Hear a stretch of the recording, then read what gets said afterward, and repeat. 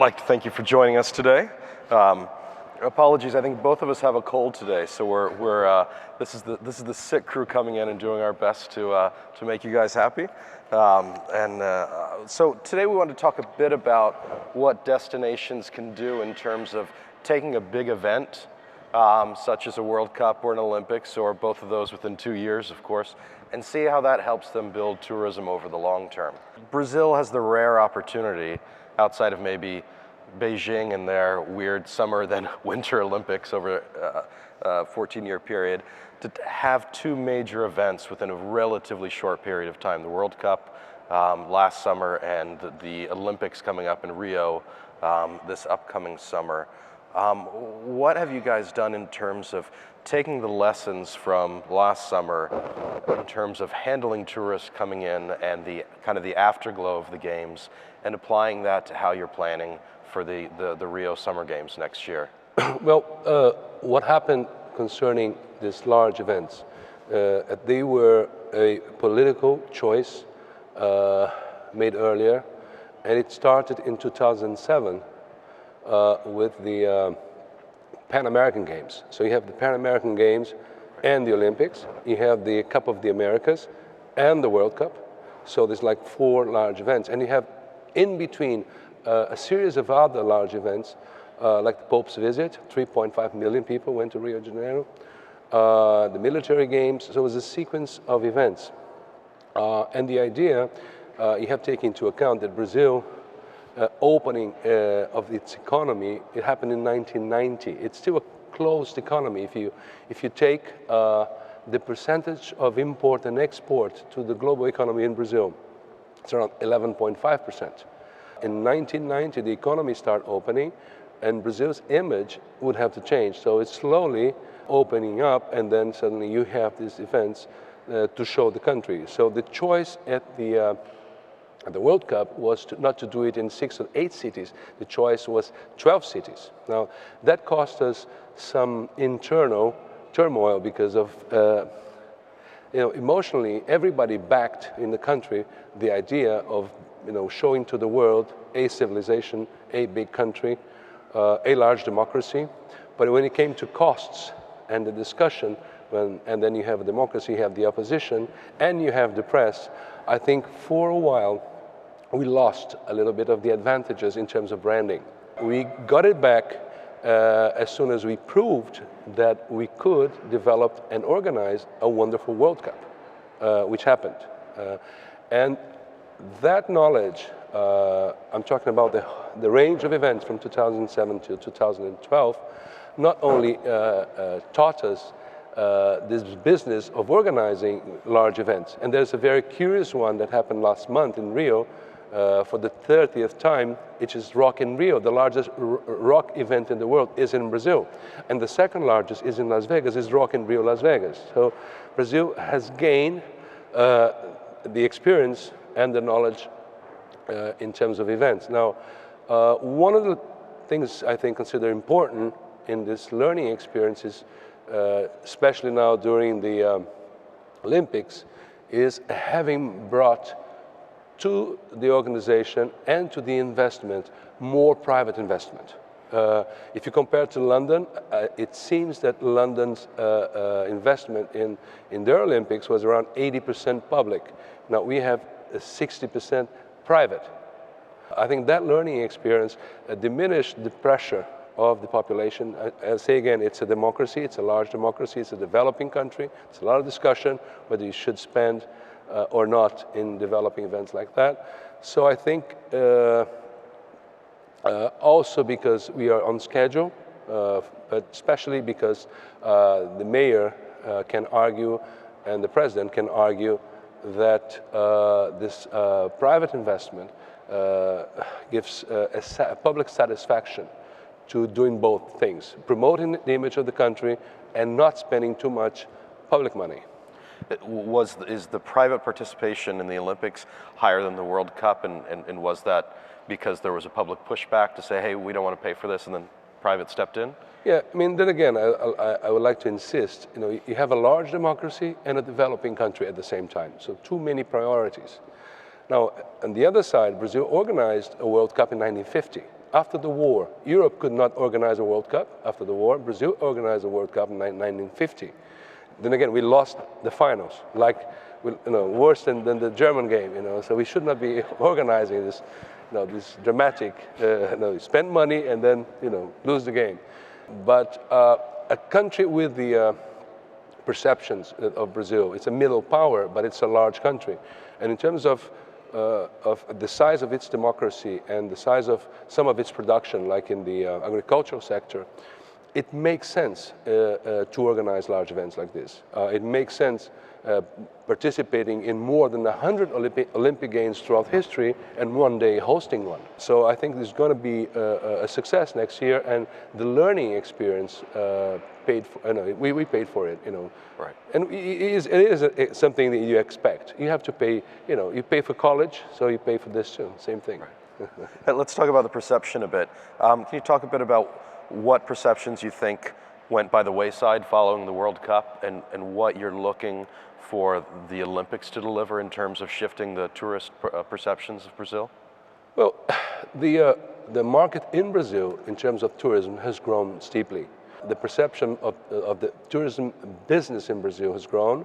There were concessions of airports. The bid in Rio went up $20 billion over the price.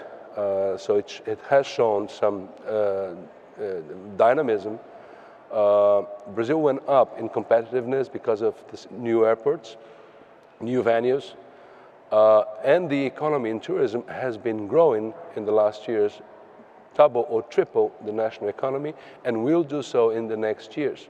Brazil now has the third largest civil aviation in the world.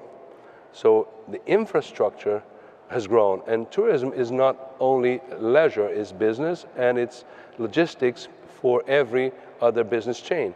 When you're talking about large events, but you're also talking about business events, the MICE sector. So I think it has improved services in general, and it has improved in terms of its size. Sometimes you could compare with the United States because of its internal market. What happened in Brazil in the last 30, 40 years with the agriculture sector, which became one of the largest in the world and the largest exporters in the world, from 30 million tons a year to 220 tons a year, is because of scale. Brazil has a large scale sun, space, water, and that also happens in the and for tourism because of these natural reserves, because of the simply sheer space in terms of national parks, in terms of large long coast beaches, and the possibilities of investment. Now, our work today is not only promoting the image of Brazil, but also promoting investment, because there's a lot of gaps in the chains of the 52 sectors that compose this dimension which tourism represents.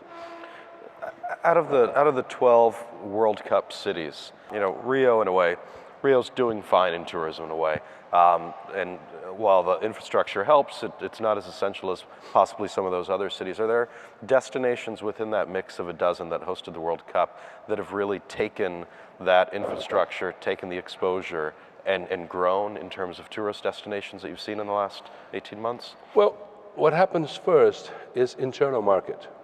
The internal market has grown, there's more connections within the country. And then second, there's the connection with Latin American countries. There are now 4 cities in Argentina connected, not only Buenos Aires, but also 3 others. There are connections with Chile, with Peru, with Colombia, countries that were originally directed to the north, to the United States, and there's going to be a decision in a couple of months, or even less, of a $2 billion hub in the northeast of Brazil to be built by LATAM.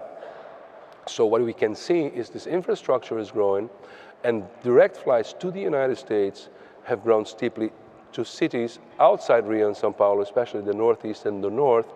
So what we are seeing is a larger framework where we can fit promotion and draw tourists from the north, from the United States and Europe.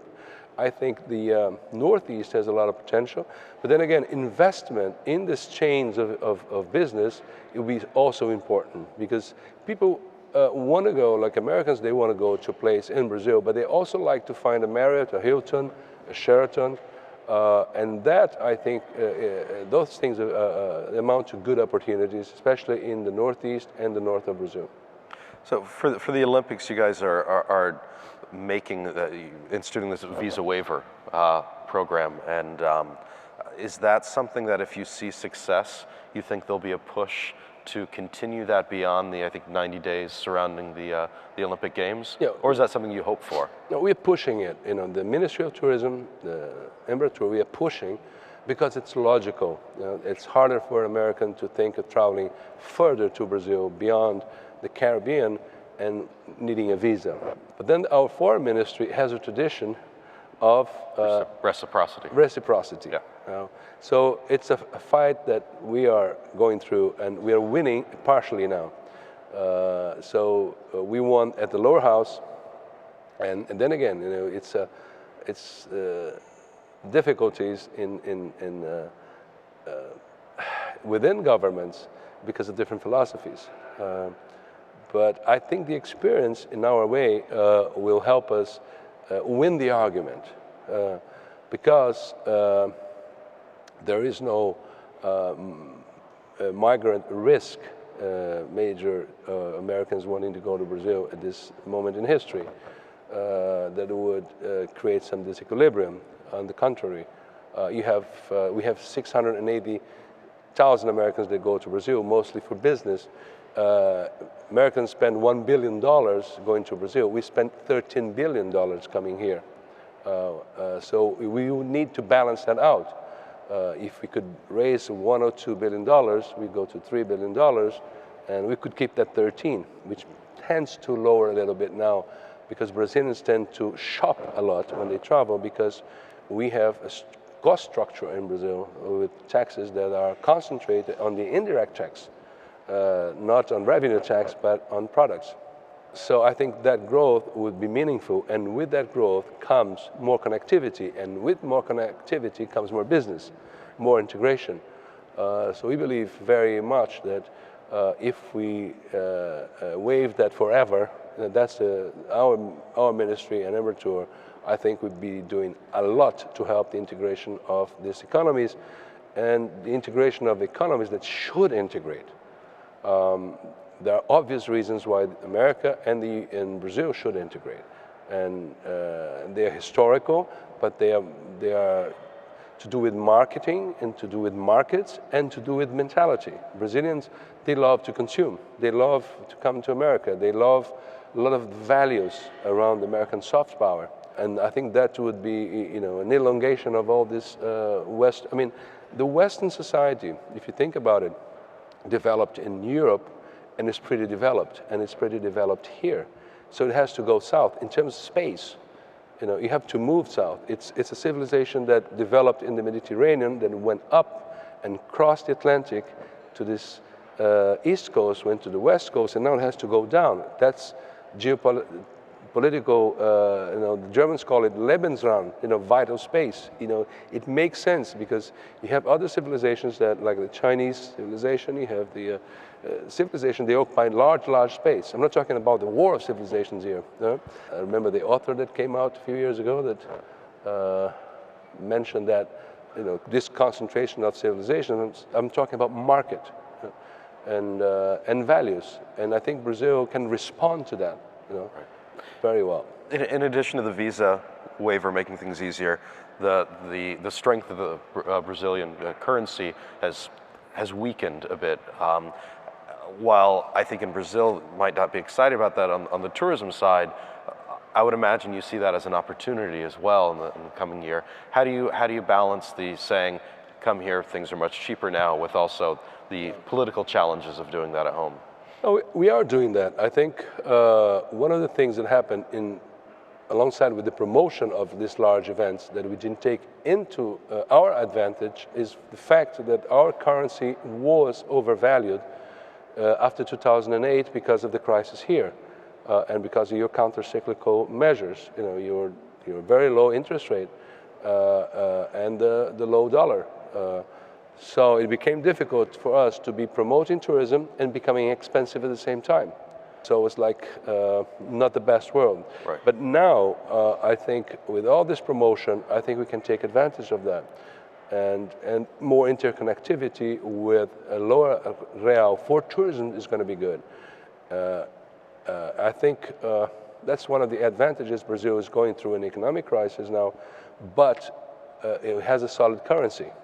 We don't belong to a major unit like the European Union, where countries cannot devalue. Devaluation is always a solution in terms of good monetary policy. Right. So Brazil devalued, and it's going to be up slowly in a couple of years, but very difficult to imagine a situation of an overvalued real like it happened, because the facts aligned in 2008 onwards, the ones I mentioned with the crisis here, and also the high prices of our commodities. I mean, the terms of trade were so favorable to Brazil for soya and for raw materials in general, selling to China. So you have the growth of China, high price of raw materials, crisis here, dollar low, and Brazilian currency up. And in foreign direct investments, like $57, $58 billion a year, and still going on. Right. Last year and this year. So Brazil is still the third or fourth largest recipient of foreign direct investment, even with the crisis. Brazil is cheaper now for investors to come in. And Brazil is a country where investors that invested and stayed in the long run, like some American companies, like in the automotive sector, like Ford, GM, or German companies in the chemicals, and these companies have been there for more than 100 years. And they are used to this economic cycle. So it's going to be a cycle now, and it's very much to the advantage of our sector. When you look to other cities that have hosted the Olympics, are there ones that you've clear lessons are coming from? Okay, we need to do this like London did it. We need to do the follow-up like Barcelona did it. We don't want to do how Greece did it. What are the cities you look to as models for success? I think Barcelona is still before and after the clear benefit. I mean. And Rio is going to be benefiting a lot because of the old port becoming a new port. The investment in that downtown area is going to be similar to what happened in Barcelona. Also, transportation in Rio has improved a lot with the building of the bus rapid transit, the VLT, metro. So these investments make sense for bringing a better quality of life in Rio. In terms of investment, I'm talking about like $11 to $12 billion for the Olympics, and altogether $20 billion since 2007. So the city has gained a lot. The investment for the Olympics in itself is only $1.8 billion, of which 60% is private. So it's going to be a conversion and taking advantage of the logics of the real estate business. Real estate business like to buy airspace. So this conversion and these trades of airspace are very, very beneficial. And I think they are the most intelligent option that we made that we be teaching. Although there are participants in this strategy that participated in previous Olympics and some of the British companies that accumulated that knowledge. To diminish that pressure on the public spending, I think it's very, very important because priorities in large democracies tend to create tension. And if not naturally, because of the population's choice, but because of the opposition. Now, democracies have opposition, and oppositions love to make noise. And then once they make noise, you have to have a defense line. And that's a big discussion in the world now. Should big events be so expensive? Perhaps not so much. And big events should be happening in democracies, not only in proto-democracies, in real democracies. Right. Well, I'm afraid we're out of time, but I want to thank you for coming today and sharing with us. Thank you. Thank you very much.